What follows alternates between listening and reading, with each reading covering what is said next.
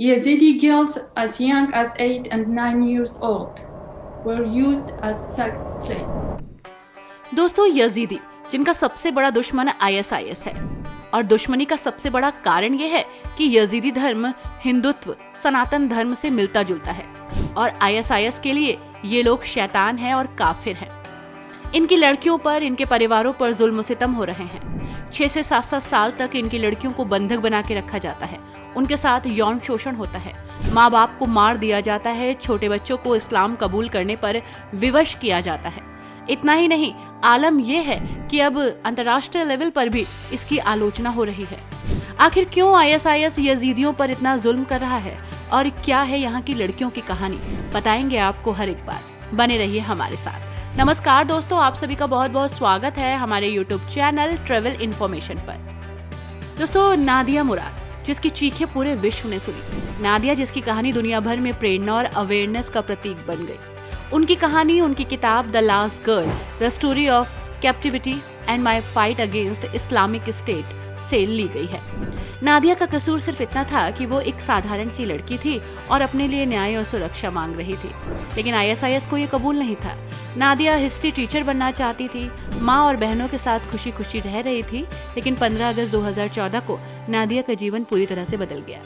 ISIS आतंकवादियों ने कोचू गांव पर हमला किया, पुरुषों को और बुजुर्गों को मार दिया, महिलाओं को बंधक बना लिया और जवान लड़कियों को अपहरण कर लिया गया, उन्हें यौन गुलाम बना लिया गया। आईएसआईएस के गुलाम व्यापार में नादिया को डाल दिया गया। नादिया कई बार बेची गई, कई बार खरीदी गई और कई बार शारीरिक यातनाओं से गुजरी। सैकड़ों बार इसका बलात्कार हुआ, लेकिन वो लड़ती रही। एक दिन मौका मिला और नादिया भाग गई। नादिया की मदद एक सुन्नी परिवार के बेटे ने की।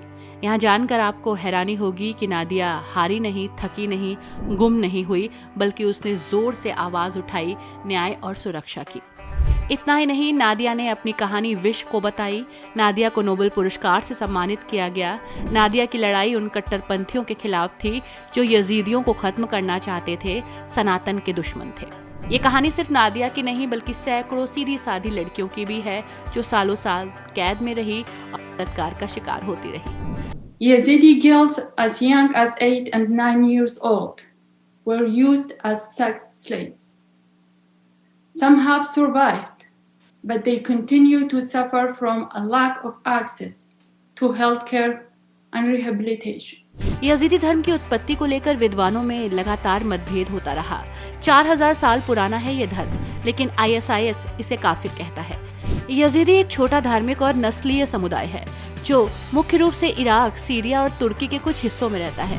वे कुर्द भाषा बोलते हैं। उनका धर्म यजीदी धर्म है, बहुत पुराना और अनूठा है।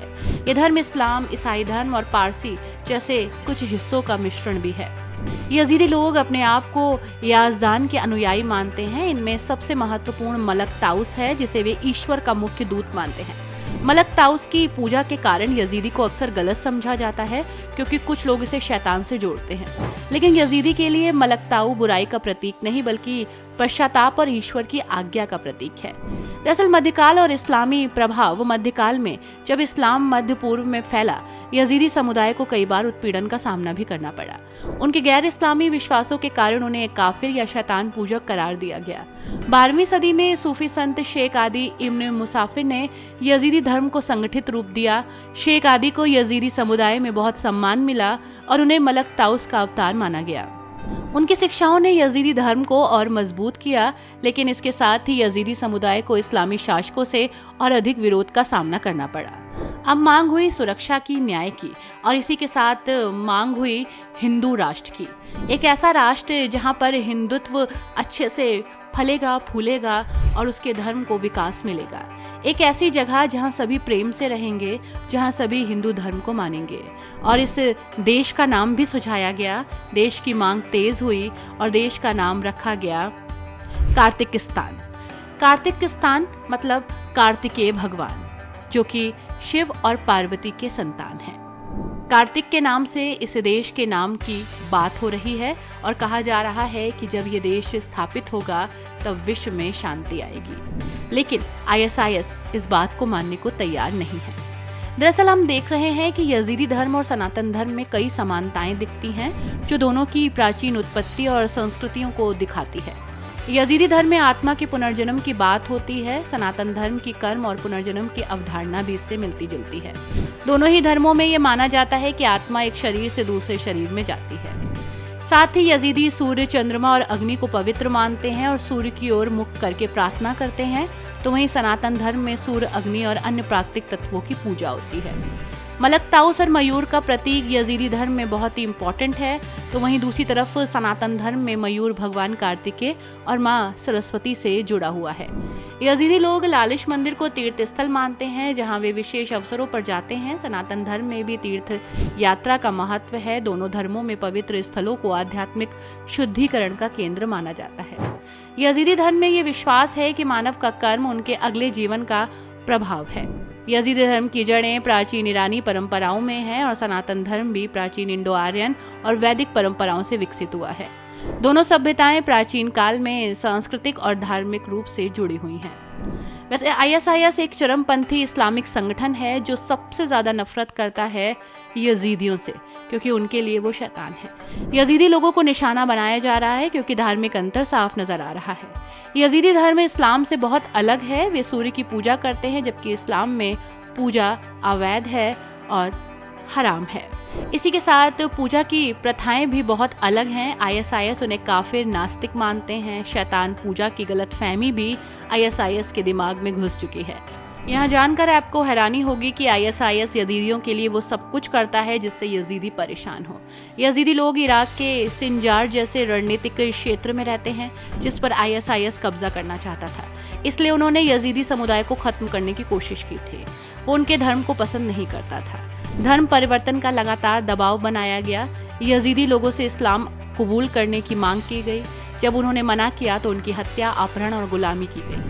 दरअसल आईएसआईएस ने यजीदी महिलाओं और बच्चों को जिहाद अल निकाह के नाम पर यौन गुलाम बनाया, जिसे वे अपनी विचारधारा का हिस्सा मानते थे। लेकिन यजीदी डटे रहे, वो डरे नहीं। उन्होंने अपनी सुरक्षा और अधिकारों की मांग की। यजीदी लोग मुख्य रूप से बहुत सारी चीज़ों की डिमांड कर रहे हैं, जिसमें से सबसे बड़ी है सुरक्षा। वे अपने समुदाय की सुरक्षा चाहते हैं ताकि वे बिना डरे अपने धर्म और संस्कृति को जी सकें। लेकिन 2014 में आईएसआईएस द्वारा किए गए नरसंहार और अत्याचारों के लिए जिम्मेदार लोगों को सजा भी दिलाना चाहते हैं। वो जो यजीदी लोग विस्थापित हुए हैं उनके लिए घर, जमीन और सामान्य जीवन चाहते हैं। यजीदी महिलाओं और बच्चों का अपहरण किया गया था, जिनमें से कई अभी भी लापता हैं।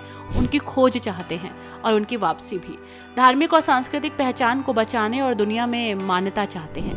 वो अपने लिए एक नया राष्ट्र चाहते हैं। यजीदी समुदाय को न्याय दिलाने के लिए कई स्तरों पर ठोस और समन्वित प्रयास भी जरूरी हैं।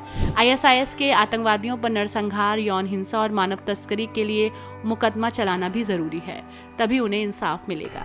आपको बता दें दोस्तों कि अंतर्राष्ट्रीय लेवल पर जब तक कार्रवाई नहीं होगी तब तक ये जुल्म नहीं रुकेगा। अभी भी लगभग 2000 से 3000 यजीदी महिलाएं और बच्चे लापता हैं, जिनका अपहरण आईएसआईएस ने किया। इराक, सीरिया और अंतर्राष्ट्रीय संगठनों को बचाव अभियान तेज करना होगा। अल होल कैंप से लोगों को छुड़ाना होगा।